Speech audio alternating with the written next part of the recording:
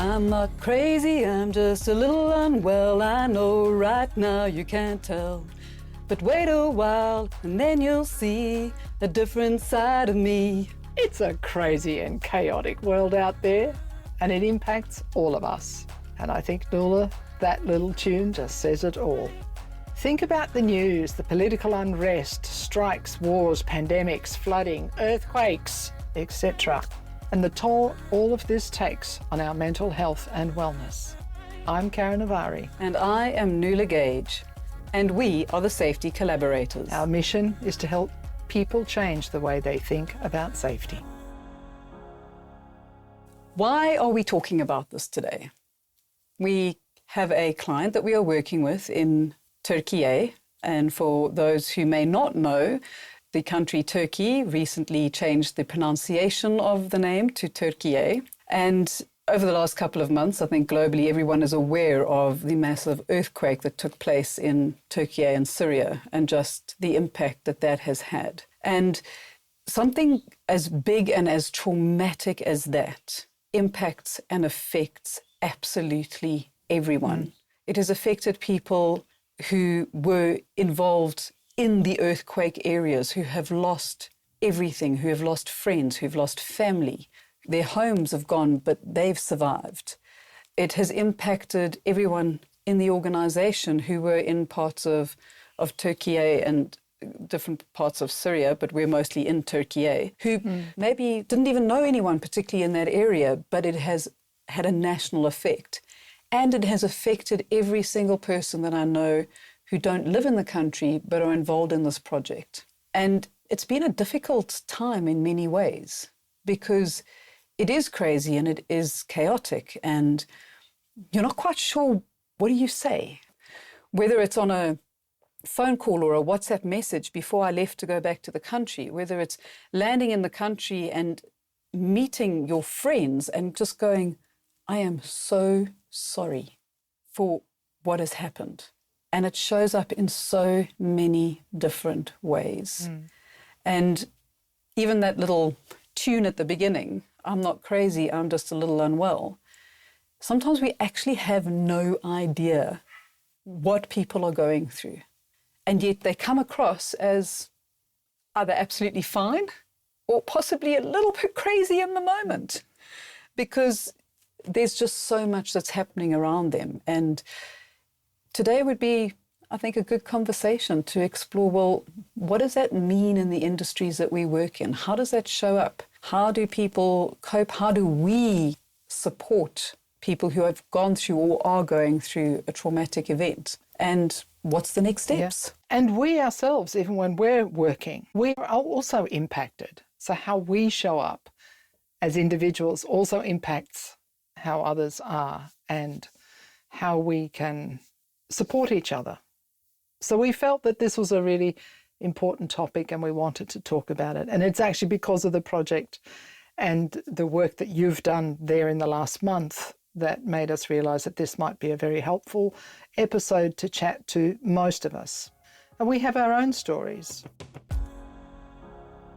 Nuala, while you were on the project, you have a story. I do. It was an interesting trip. And it was tough before I left home, knowing that I was going to be going into this emotional environment. And it was also tough because I was leaving a really sick animal at home and not knowing what the outcome of that was going to be. And in some ways, I felt like, dealing with that was less than what everybody else was going on around me. But I also had a conversation with a good friend and that realization of, hang on, this is your story, this is your moment. And your story doesn't diminish because people are going through more or less around you. And don't push aside what you are feeling. And we adopted this beautiful feral kitten 4.5 years ago who has completely stolen our hearts. And he contracted encephalitis. And no matter what the vets did, they couldn't save him. So here I was on the job supporting a whole lot of people who've been through a huge amount of trauma. But on the other side, kind of going, hang on, I'm also having my moment of trauma and dealing with loss and going, how do I cope with this without feeling like I'm letting the rest of the team down? Exactly. And that's where it gets difficult for the roles that we play is we sometimes have to hold back those emotions. I remember when I was working in Chad, in fact, my mother died whilst I was on that project. And I felt quite blessed because I'd actually seen her a couple of months before, and I knew that things weren't great. So I was making a big effort to try and call her every day. Now, to put this into perspective, my mother and I did not call each other every day. We weren't that sort of relationship. It was 3 times a year. But for some reason at this particular time that was out. And I was on this project and there was nothing I could do, in fact, because it was just me. And that's something else to think about. Sometimes we have to be careful what we say to people about, well, how do you, well, just go and do X, Y, and Z. Sometimes that's not possible. And you just have to wear those emotions and you have to sit with them. And like you just sort of push it to the side and go, I'll just deal with that later. Yes. I also remember how I felt actually when the Ukraine war kicked off. Apart from being horrified that this was even happening, there's not the only war that's going on in the world, let's be serious, but it is one that has big impact on the world at large. And I was listening to the news fairly regularly at the time, and I was really starting to struggle with, I need to play a role in this. How can I not be helping? When you were hearing stories... How can I fix it? Right. How can I go and fix it? But what was worse was actually I almost felt guilty because I wasn't hopping into a truck and driving across the borders with bags full of clothes and medical supplies. It was so hectic here, particularly in the UK, listening to the news about all these, I'm going to use the word heroes. They would be horrified if that was the word you used, I think. But they were travelling there and I was sitting back here. Volunteering their time. And I'm not in the position to go and do that. So I was actually feeling really horrible for a little while, to the point where I thought, I have to turn the news off here. I can no longer listen to the news, not because of the war, interestingly enough, but how I felt that I couldn't help. And I think that is so poignant, is that sense of... Useless. Well, I was going to say the word useless, but I was trying to think, is there another word that... It's not useless. It's about what's appropriate. Yes. Not everybody can go and help. We have to be mindful of what else is going on around us in our individual worlds and how do we make things work in that. And I actually had to change the narrative in my own mind to say, you know what? They are blessed to be in the position where they can go and do that. I am in a position where I have to help those that are closer to me and get on with what we're doing. And that was actually how I kind of got through that. Funny, just talking about this now, I've realised just how big an impact that actually had at the time. It reminds me so much of talking about our circle of influence and our circle of control. Yes. And when we step out of our circle of control and even further out of our circle of influence, it can have such a negative impact on us in that moment. Because similarly, I horrify so many people because I do not listen to the news, because I can't do anything about it. I can't change it. I can't impact it. I can't influence it. And that is one of my coping mechanisms, is that I want to know what is happening with the people around me, what is happening with the community around me, and how do I help them in their moments of trauma or in their moment of need, because that's where I can make a difference. Indeed. Indeed. And when we look at even those examples, and it's tough, you think of how many different traumatic experiences people have in a working environment, whether it's offshore, onshore, in the office, the teller at the supermarket. They may have broken up with their boyfriend or husband, or had an argument with their child that morning. There are so many things that we just don't know, and everyone reacts differently to a traumatic event. And when we were looking into this topic and researching it, one of the things we spoke about are there some do's and don'ts of how leaders can actually help, or team members can help navigate these potentially stormy waters? Yeah, and we all react differently, everyone. So don't assume. And interestingly, and I think this is such an important thing, Because in my worldview, whoever my worldview is, may think that that is very traumatic. In someone else's, it may not be. We don't get traumatized by the same things in the same way. Or to the same degree. Or to the same degree, yeah. So I think it's important then that we have to let people express their feelings if they want to. We can't force people to. However, it is, I think, healthy if you see or if you observe body language or if you see that someone's not performing as you would have expected them to or are used to them doing, then check in. You may not get a great response. You may get no answer at all, but check in all the same. But the fact that you paid attention is often such a huge response. Yeah. And also be aware of the fact that you might not be the right person for that person to feel safe to open up to. Yes. But there may be someone else in the team that you can go to and say, is Karen okay today? Because she seems a little bit off and you're close. Have you got 5 minutes to go and check in on her? Yeah. Very good point, actually. If this podcast is adding value to you and your colleagues, check out our past episodes. Follow us on your favorite podcast platform and never miss a thing. Now, back to the conversation. Think about the language that we use. Don't feel that you as an individual can fix everything, because you can't. No. Not at all. We need to use language that is caring. Exactly. Interesting. I've been doing quite a bit of work on personality differences on another project. And what we have been talking about is, you'll have two people who are trying to be kind but sound completely different. So you'll have... Oh, that is so true. Right?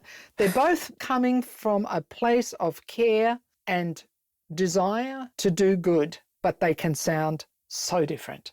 So you'll have one personality type who might be quite blunt in the way that they approach this. So they might say, you don't look well today. I think you should go home or go to your cabin or whatever it is. You'll have the other person who'll say, can I just check in with you? You're not looking so well today. Is there something that we can talk about or whatever it is, right? Maybe you need to go and take a rest. Do you need a coffee? Both are saying the same thing. Both could be accepted in two different ways also. So the person who gets told, listen, go to your cabin, might go, oh, thank God, I don't have to think about that. Thank you very much. I'm going to sleep now for a while. And the other person's going, oh, yeah, that's a bit mamby-pamby for me. It also is really interesting how the dynamics of language can get involved in all of the emotional piece as well. And the difference between empathy and sympathy. Oh, my God, yes. So there's a big difference between saying, you sound really upset about the fact that your cat died versus, let me tell you about when my cat died and I was offshore. Yes. I think I just did that about my mother, but that's okay. That was planned. That was planned. No, not at all, because we're sharing stories. But it's something for team members and people to be conscious of, is that sympathy is, let me make it about me in many ways. So I'm taking it away from you and making it about me. Empathy is going, I hear you and I see you where you are at. Most definitely. And I think it's about meeting people where they're at.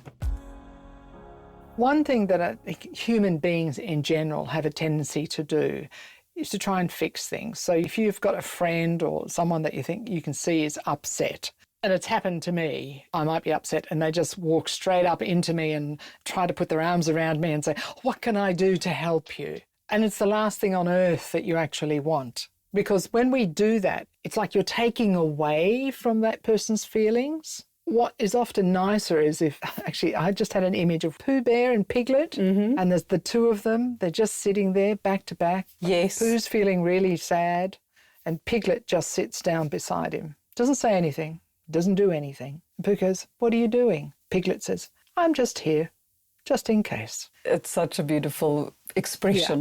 Yeah. Yes. I'm sure that's not the exact words, but it's along those lines. So what's really important, I think, when you go to people is actually ask them, what do they need? What do you need? And it can be tough because, you know me, I am the queen of hugs. Anybody who needs a hug, you just come my way. And I have had to learn to not just hug, but to actually offer. Yeah. And if the answer is no, that is perfectly okay. Because when we're trying to help people, it's not about us. It's about them. So by asking the question, what do you need? And they might say, actually, I just need to be left alone. And the best you can say is, okay, I'll do that. Okay. But I'll let you know that I'm here if you need me, and walk away. And that might be all that person needed in that moment. The other side of that is being conscious of not making people almost feel guilty for surviving or for coming out of a traumatic event, and they should be okay because other people have been through worse. And it can be coming from a place of, I'm trying to make you feel better. And we have that so much in the South African context with the amount of how crime has increased. And you will hear someone who's been held up or hijacked or something, and you'll hear someone else going, oh, well, it's not so bad. You came away with your life, so that's okay. Just get over it. Oh, toxic positivity just does my head in. Just as a side note, not helpful. And yep, go on. Not helpful at all. No. And it comes back to that, let's meet people where they're at and let them be in their story. And listen. Yes. Don't interrupt or tell them how they should be feeling. Yeah. So there are some really clear, maybe not so clear, do's and don'ts that can help. You can help each other with. We need to also be very conscious that it isn't always first-hand trauma. It can be secondary trauma. And honestly, in this day and age, with the amount of data that floats around, reliving things through the news, which is, I guess, why I stopped listening to the news earlier last year around the whole, because everything was about the war in Ukraine and what everybody was doing. And so I ended up turning it off because I ended up just reliving it. And those feelings, I was reliving that feeling of awfulness and helplessness. So, turn it off. Do yourself a favour and turn it all off. If I've turned it off and I am still battling with these emotions, I'm not hearing it through the media, I'm getting on with my day, but I'm not actually coping with my day. When is a point where I should no longer try and deal with it on my own, but seek professional help? I think if we're constantly noticing persistent, unusual feelings, or you're not coping with your normal routines, then that might be the time to go and seek some help. And there are lots of resources out there. We don't always know where to find them, but they are out there. And thankfully, Google is useful in many ways. There are psychologists, there's counsellors, there's coaches, there's friends. Could be another employee, could be employee wellness programs, tap into those things. There's lots of actually really quite good online apps that can help, and online sites, virtual help and counsellors, in fact. They're quite useful. So these might be some of the ways to do that, but definitely tapping into how you're feeling and being honest with yourself. Say, you know what, I'm really not coping. Don't be afraid to have that conversation. It needs to be a normal conversation as well with yourself. Accept that mental health is as important as my feet health, my gut health, my heart health. We talk about physical fitness, heart fitness. Let's talk about mental fitness and how can we help ourselves in those areas. It needs to be more and more of a everyday conversation. And I'll be honest, it's still not an easy one for me to admit or talk about, because I grew up in an era where it was certainly in a household that it was, you don't talk about that shit. You don't air your dirty laundry. Right? No. No. You pull up your big girl pants and get on with it. You can insert whatever word you like. And that's still prevalent in a lot of places and a lot of industries. Yes. We think about the high hazard industry that we work in. It can still be that very, I'm tough, I've got this, I'm okay, I don't need to talk about this, I don't need help. Yet it shows up in safe operations and it influences how safely we work. All the time. The slight distraction because I'm actually thinking about what's going on at home. My mom's ill. My kids have, on school holidays, or I'm missing their birthday today. I've had a traumatic event when I was home. I was in a car accident. Whatever the case is, it's that moment the mind wonders, and then it's like, how did this accident or incident happen? I don't know, because I don't even actually remember what I was doing in that moment. And being conscious of that and being aware that, as we said earlier, that checking in, hey, everything okay today? Or knowing that maybe that person is not going to share if things are or are not okay. But if you know your team well enough, you'll know to maybe put them on something else or make sure that they have support that they don't even know is there.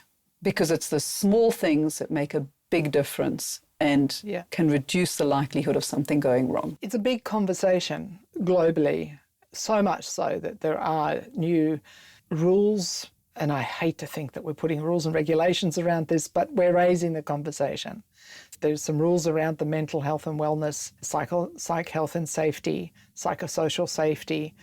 These are all being put in place now to improve how these situations are dealt with on the job and to raise the voice of many and give people the space to feel safe to speak up. I think we've got a long way to go, by the way. Part of that is, I think a lot of what we do is to try and help people feel more comfortable in their conversations and the language that they use, and that's really important.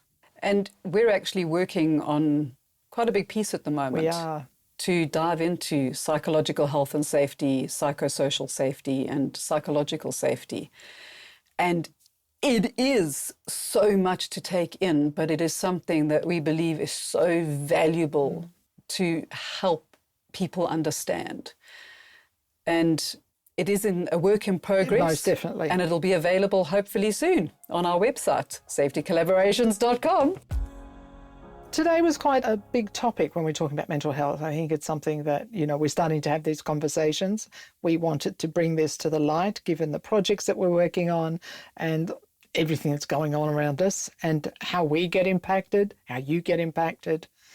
Also, part of the last month on the project, we actually had this conversation, well, you had these conversations on the rig. And so we came up with the mental health top tips, which were actually described on the mentalhealth.org.uk website. So it was something that I took from there. And then we created a lovely, I don't know if lovely is the right word, but anyway, I like it, infographic highlighting these 10 tips.